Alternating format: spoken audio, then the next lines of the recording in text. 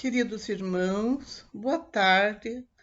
Hoje estou encarregada de fazer a preleção no programa Jesus, Luz de Nossas Almas, da Associação Assistencial Espírita Messe de Amor.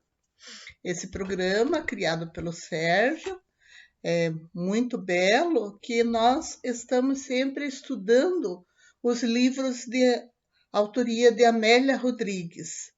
Amélia Rodrigues é uma maravilhosa escritora e hoje nós escolhemos o livro que é Pelos Caminhos de Jesus. Eu tenho, esse é o livro mais novo, né? A edição mais nova, mas numa edição mais antiga é esse aqui, ó, Primícias. Aliás, desculpe, pelos caminhos de Jesus. Então, nós vamos fazer a nossa prece para iniciar a nossa preleção de hoje. Meu nome é Lucy Teixeira Biscaia e peço a Jesus que me oriente, que eu possa transmitir a mensagem de Jesus tal como ela é nas mensagens de Amélia Rodrigues. Pai nosso que estás no céu, santificado seja o vosso nome. Venha a nós o vosso reino, seja feita a vossa vontade, assim na terra como no céu. O pão nosso de cada dia nos dai hoje, perdoa as nossas dívidas, assim como perdoamos os nossos devedores. Não nos deixeis cair em tentação e livrai-nos de todo mal, que assim seja. Eu peço desculpa que eu estou com gripe, com tosse, então de vez em quando a tosse vai atrapalhar, mas Jesus vai nos orientar, Jesus vai nos atender para que possamos fazer um bom trabalho. Então, nesse livro, Pelos Caminhos de Jesus, nós escolhemos a mensagem número 3, que chama-se Carta Magna. Por que esse título, a Carta Magna? Então vamos verificar em nossas explicações por que esse título, a Carta Magna. Número 2. Qual o sentimento que despertou nos ouvintes que se fizeram presentes naquela Assembleia do Sermão do Monte? O que a maioria esperava de Jesus? Por que o pensamento tão belicoso que tinha na época? E o que essa Carta Magna propõe? Então, no decorrer da mensagem de Amélia Rodrigues, ela vai responder todas essas perguntas, que achamos muito, muito interessante essa mensagem, que, como em outras ocasiões que eu participei desse programa, eu sempre digo que os textos de Amélia Rodrigues, embora a maioria deles sejam em prosa, mas ele tem uma musicalidade, uma poesia maravilhosa. Então, são mensagens poéticas. Ela tem um modo de redação que nos alegra, que nos faz felizes. Então, essa mensagem, a Carta Magna, vai falar sobre o Sermão do Monte. E vimos também que tem um outro livro também de Amélia Rodrigues, que ela também vai falar a respeito do Sermão do Monte. Esse livro é Primícias do Reino. Também a de número 3, e é maravilhosa a mensagem. E é naquele livro, o título da mensagem é O Excelso Canto, também se referindo ao Sermão da Montanha. Então, nós vamos lendo aqui e dando a nossa explicação conforme o nosso entendimento, que esperamos que seja contento.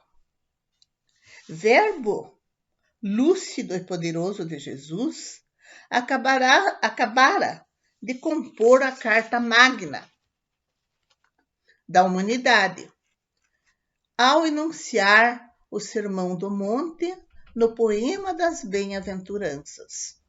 Jamais se ouvira falar de um código de leis mais precioso e oportuno. Nunca mais se voltaria a escutar algo que se lhe equiparasse em beleza, profundidade e equilíbrio. Então, só nesse primeiro parágrafo, Amélia Rodrigues já se refere ao Sermão do Monte como sendo o mais precioso e oportuno código de leis, porque nós temos os códigos de leis, como no Brasil nós temos a Constituição de 1988, que é a Carta Magna da nossa nação. Mas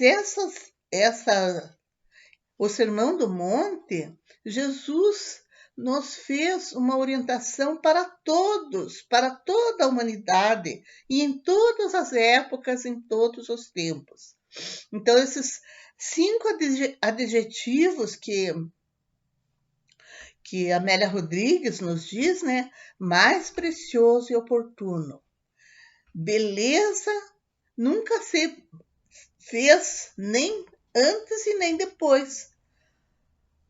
Algo em beleza, profundidade e equilíbrio. A música do Verbo divino permanecia na acústica das almas que haviam participado da Assembleia Excepcional. Tudo acontecera de surpresa, em razão da massa que afluíra aqueles sítios fronteiriços ao mar. Podia-se, porém, sentir que o poema estava escrito nas páginas serenas da natureza, e o cantor aguardava apenas o momento de o entoar nos ouvidos humanos, que o registrariam na memória de todos os futuros. Então, aqui está a resposta para a nossa indagação de número 2. Qual o sentimento que despertou nos ouvintes? Então, diz aqui que a música do Verbo divino permanecia na acústica das almas que haviam participado daquela assembleia. Tudo acontecera de surpresa, em razão da massa que afluíra aqueles sítios fronteiriços ao mar.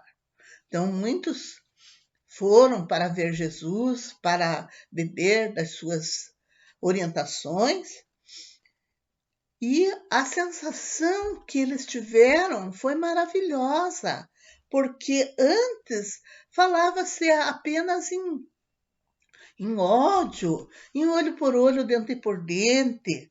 E aquela mensagem de Jesus vem falar sobre o amor. Nunca antes falado com tanta maestria como Jesus veio nos ensinar. A maioria dos assistentes, enganada pelo mundo, esperava um legislador para Israel que esgrimisse armas da belicosidade e da dominação, exaltando as ambições da raça e protagonizando a materialização do comandante-chefe para o desencadear na Revolução Sanguinária. Então, teve muitos muitos que acompanhavam Jesus, que assistiram o Sermão do Monte, eles se decepcionaram, porque eles esperavam um chefe para eles que fosse sanguinário, que fosse destruir os inimigos. Jamais eles pensariam que a mensagem de Jesus era a mensagem da paz, a mensagem do amor. Então, houve realmente alguns que se decepcionaram com aquela mensagem. O país esperava e queria um condutor apaixonado, capaz de estimular o ódio e fazer que se empunhassem os instrumentos da destruição, semeando a morte e erguendo sobre os cadáveres amontoados e as cidades em ruínas o trono e a glória do poder temporal.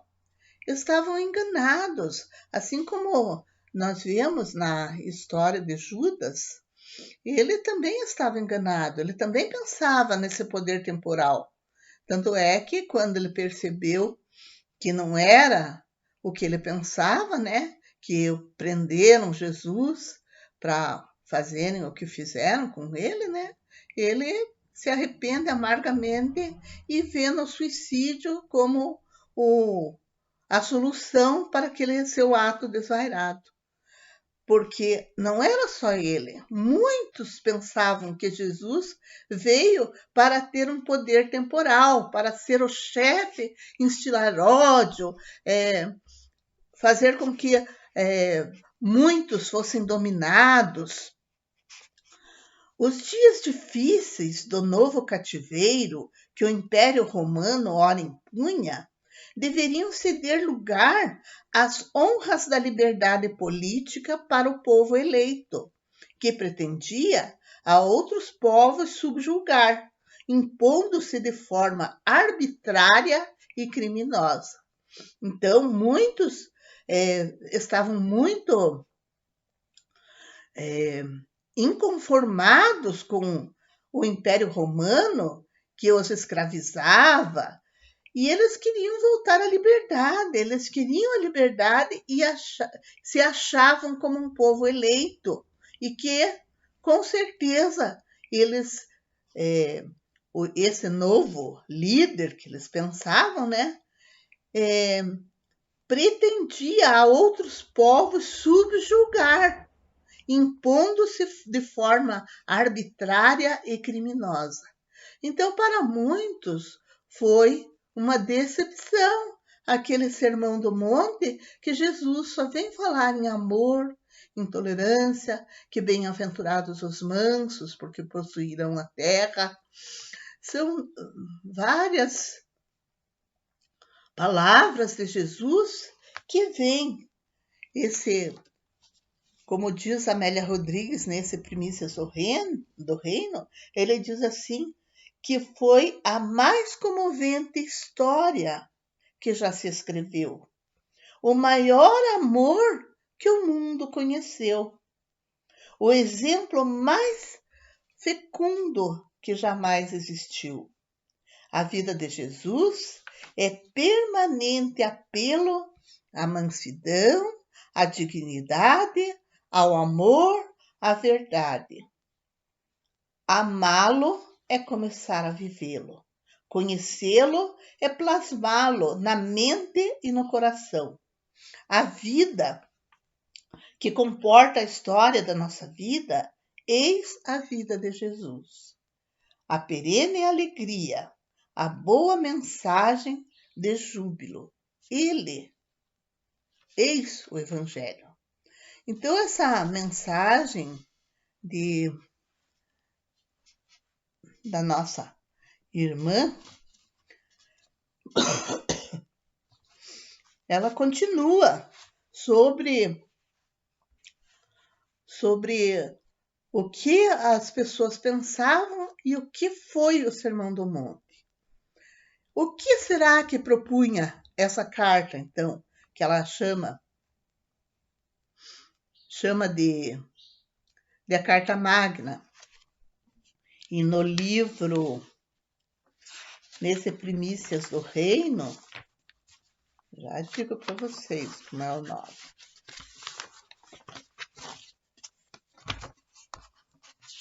Às vezes a memória falha um pouco. É o Excelso Canto, nesse Primícias do Reino. E daí, nesse que nós estamos analisando, né, a Carta Magna, o que será que propõe essa carta? Aquela, porém, era uma carta de alforria, de liberdade, lavrada em decretos de amor e de paz. A suavidade dos seus artigos e parágrafos confundia-se com a energia e grandeza do conteúdo. Ninguém jamais se atrevera a legislar com benignidade e doçura, louvando os sofredores, os deserdados, os pobres, os oprimidos, os esfaimados. Estes herdariam a terra, o céu, a plenitude, se vencessem a si mesmos. Então, vejam só, enquanto uma boa parte esperava, tinha um pensamento belicoso, né? Jesus vem com que herdariam a terra, mas se vencessem a si mesmos. Então não é para nós vencermos o nosso inimigo, mas esse inimigo está dentro de nós mesmos. É aquelas maldades que ainda existem em nós, que ainda não conseguimos extirpar das nossas ações, das nossas atitudes. Então, essas ações que estão no íntimo do nosso ser, que primeiro pensamos, depois agimos. E essas ações é que nós devemos de corrigir em nós próprios. Por isso, vencer a si mesmo. Não vencer um inimigo externo, uma outra pessoa, né? Um outro país, mas vencer a nós mesmos, vencer o que existe de ruim ainda em nosso coração, aquilo quando nós não sabemos ainda perdoar, quando nós não sabemos ainda compreender a atitude do nosso semelhante. Então nós vamos ter que vencer a nós próprios, que seria os inimigos íntimos, aquilo que existe de ruim ainda em nós. Para ele, Jesus, os adversários reais e mais perigosos viviam no imo de cada criatura e se fazia indispensável conquistá-los, transformando-os as más tendências que eram em servidores do bem. Sem dúvida, a mensagem era revolucionária, de uma forma especial, então desconhecida. Por tais razões, aquela significativa, o divisor de águas, separando as épocas do processo histórico para as criaturas. Jesus foi um divisor de águas, tanto é que temos na própria história a divisão antes de Cristo e depois de Cristo, porque é uma posição completamente diferente das pessoas da época. Nós mesmos, na atualidade, ainda mantemos, às vezes, situações belicosas.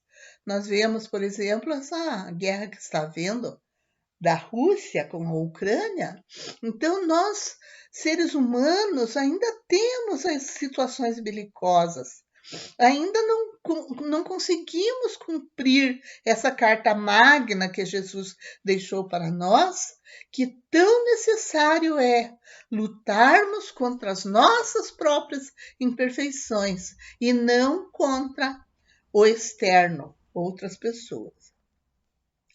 Os que, os que ouviram as regras do bem viver, alterando o conteúdo do pensamento então vigente, saíram da montanha na condição de testemunhas do mundo novo, guardando sentimentos variados. Havia decepção dos orgulhosos e desencanto dos ricos de paixões mesquinhas. Então, aqueles que eram muito orgulhosos, houve uma decepção geral dessa nova Carta Magna. E aqueles que eram ricos de paixões mesquinhas, aqui não está falando em ricos em dinheiro, né? Mas ricos de paixões mesquinhas. Então, foi um desencanto geral para essas pessoas. Predominava a revolta nas mentes que pretendiam dominar os outros e, sem coragem de arrebanhar adeptos, para não correrem riscos, esperavam um líder que assumisse responsabilidades. Então, eles tinham aquela mentalidade de ser, de arrebanhar adeptos, mas eles queriam um líder que tomasse frente daquela mentalidade belicosa. Então, em razão de Jesus representar o ideal dos sofredores e atrair as multidões, seria o condutor ideal para a guerra, a fim de tornar reais as profecias aguardadas, por cujo cumprimento se ansiava com carinho e quase desesperação. Sem embargo, ele, Jesus, se apresentava pacífico e pacificador, mais ovelha do que lobo devorador. A sua transparência moral desvela-lhe a alma pura. O seu discurso propunha que o cordeiro e o leão bebessem na mesma fonte e se ajudassem. Veja se não é bem o contrário do que pensavam na época, né?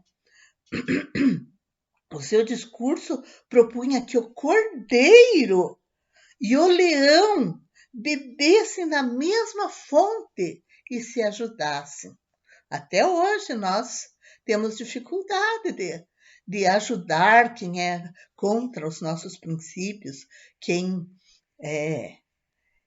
digamos, se faz de nosso inimigo. É muito difícil para nós bebermos na mesma fonte e nos ajudarmos mutuamente.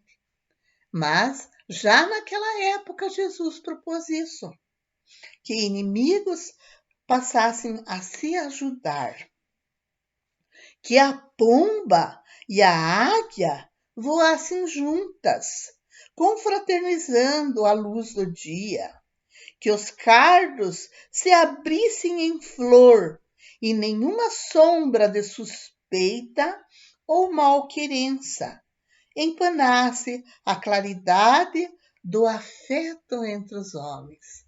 Veja que maravilha essa frase aí, é muito linda, né? Nenhuma sombra de suspeita ou malquerença empanasse a claridade do afeto entre os homens. Por isso ele falou: amai-vos uns aos outros como eu vos amei. É o verdadeiro afeto que podemos ter por uma criatura. Assim como uma mãe tem afeto pelo seu filho, então aquele amor de mãe é dito pela maioria das pessoas, inclusive poetas, já poetizaram muito a respeito do amor de mãe.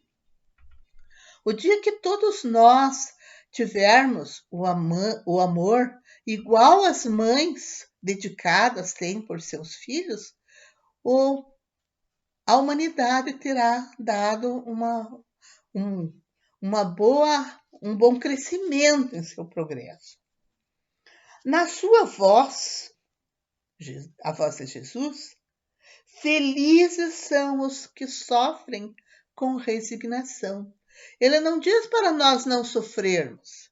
Ele diz para sofrermos com resignação, ou seja, aceitar o sofrimento como necessidade para nós progredirmos.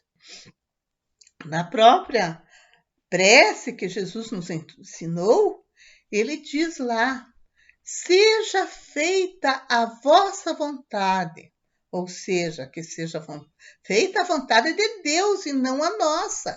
Isso significa resignação, significa aceitar os desafios que temos que passar para o nosso próprio burilamento. Exigir-se muito, então exigir bastante da gente mesmo, e desculpar as imperfeições no outrem, constituíam fundamento novo para construir a paz pessoal e depois a paz geral. No momento em que nós exigimos a nossa perfeição, o nosso melhoramento, o nosso burilamento, e desculpamos as imperfeições do nosso próximo, nós estamos construindo a nossa paz pessoal e também a paz geral. Porque cada vez que nós nos melhoramos, nós estamos ajudando a melhorar a humanidade toda. Para ele, Jesus, o pior escravo é aquele que se enclausura nas paixões, nos vícios, de que depende em cárcere escuro. O homem que pensa, ama e sonha livremente, nunca sofre escravidão, mesmo quando as injunções políticas e guerreiras lhe cerceiam os movimentos e lhe diminuem os direitos. Aqui ele fala sobre aquela liberdade de pensamento, aquele que pensa, ama e sonha livremente. Ele nunca sofre escravidão, ainda que as injunções em que ele sobreviva estejam sobre um regime ditatorial, um regime que faz com que as pessoas tenham diminuído os seus direitos. Outros, porém, os sofredores, os tímidos, os padecentes e amargurados, tiveram lenidas todas as suas dores e agora deixavam-se penetrar pelo sentido extraordinário de cada um dos enunciados da surpreendente legislação. Então aqui vem responder como se sentiam as pessoas quando conheciam o Sermão do Monte, ou até hoje como nós nos sentimos ao ver tão linda Carta Magna. Então, outros, porém, os sofredores e tímidos, os padecentes e amargurados, tiveram lenidas todas as suas dores e agora deixavam-se penetrar pelo sentido extraordinário de cada um dos enunciados da surpreendente legislação. Ela constituía uma surpresa e baseava na total inversão de valores vigentes e aceitos, porque enquanto a população pensava em ódio, Jesus falava em amor. Enquanto a população falava em vingança, Jesus falava em perdão. Era a inversão de valores do que vigia na época. Abriam-se as sombras da ignorância e brilhavam as claridades do conhecimento, demonstrando a ancianidade do ser espiritual reemboscado no corpo, a fim de reparar os erros, recuperar os valores malbaratados, crescer no rumo do bem. Aqui nós percebemos que está falando sobre a reencarnação, porque, demonstrando a ancianidade do ser espiritual. Então, que nós vivemos antes, reemboscado no corpo. Então, estamos atualmente no corpo. Para que finalidade? a fim de reparar os erros, recuperar os valores malbaratados, crescer no rumo do bem. Os pensamentos exarados projetavam luz nas incógnitas do comportamento humano, abençoando o sofrimento e lamentando os fomentadores da miséria, do infortúnio e do desespero. A fome de verdade, a sede de justiça, a carência de amor, a necessidade de paz sempre foram marcas do processo de evolução, presentes no cerne da alma dos homens através dos tempos. Então, em todos os tempos, o homem teve fome de verdade, sede de justiça, carência de amor, necessidade de paz. Foram essas marcas do processo evolutivo em todas as épocas.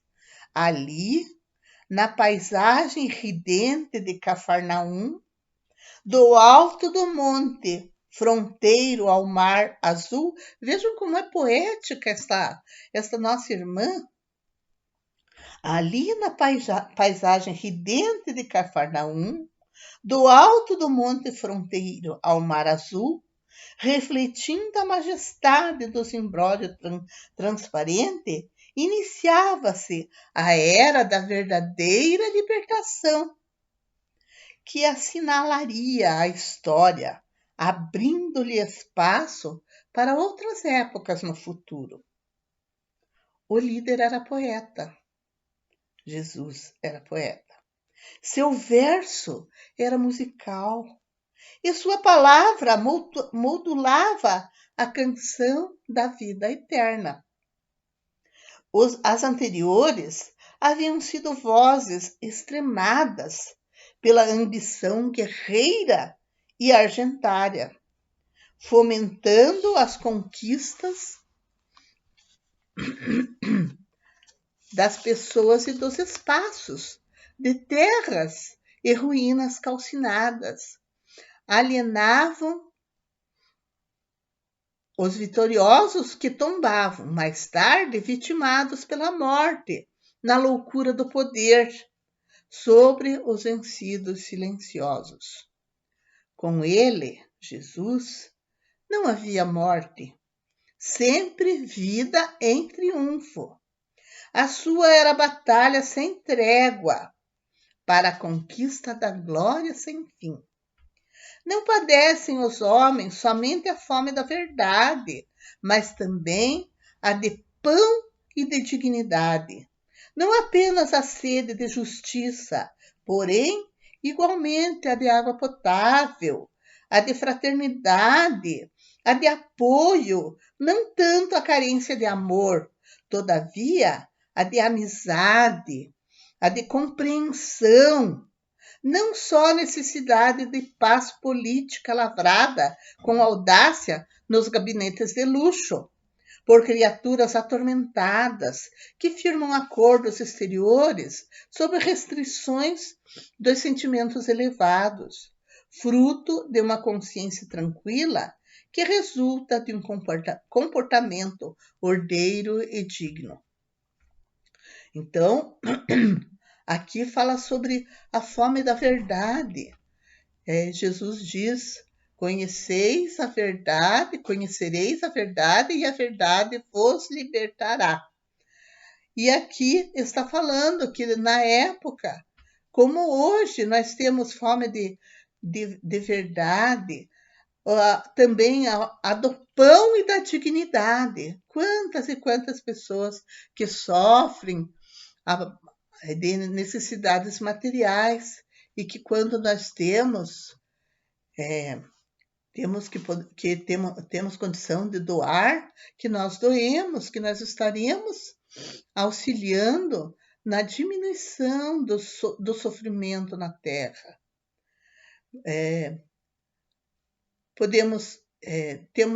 Digamos, nós temos 2 sapatos, de repente, uma outra pessoa está descalço. Então, que nós tenhamos o desprendimento de fazer doações também a respeito daquilo que nós temos sobrando, que nós podemos auxiliar o nosso semelhante que não tem aquilo que nós temos em abundância. Como diz o meu netinho, eu tenho um netinho de 2 anos, que ele diz que eles vão entregar papá para quem não tem. Veja que lindinho, né?